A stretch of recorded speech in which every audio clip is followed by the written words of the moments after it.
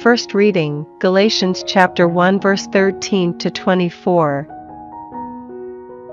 You have surely heard how I lived in the past, within Judaism, and how there was simply no limit to the way I persecuted the Church of God in my attempts to destroy it, and how, in Judaism, I outstripped most of my Jewish contemporaries in my limitless enthusiasm for the traditions of my ancestors. But when God, who had set me apart from the time when I was in my mother's womb, called me through His grace and chose to reveal His Son in me, so that I should preach Him to the Gentiles, I was in no hurry to confer with any human being, or to go up to Jerusalem to see those who were already apostles before me.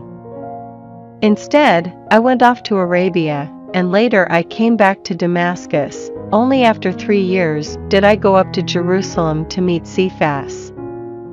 I stayed 15 days with him, but did not set eyes on any of the rest of the apostles, only James, the Lord's brother. I swear before God that what I have written is the truth.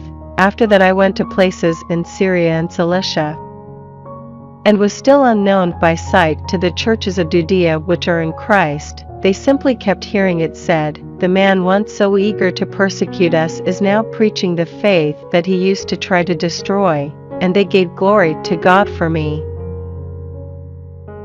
Responsorial Psalm, Psalms chapter 139 verse 1 to 3, 13 to 14, 14 to 15.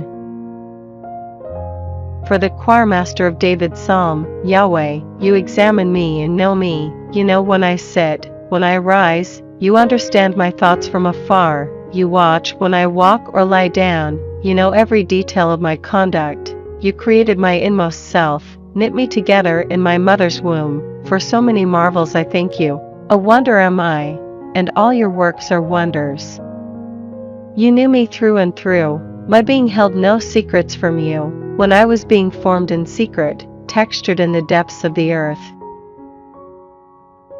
Gospel, Luke chapter 10 verse 38 to 42.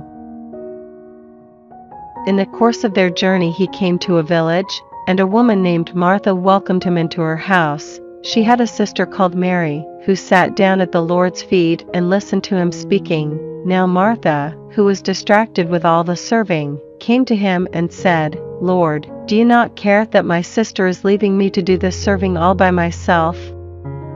Please tell her to help me. But the Lord answered, Martha, Martha, he said, you worry and fret about so many things, and yet few are needed, indeed only one.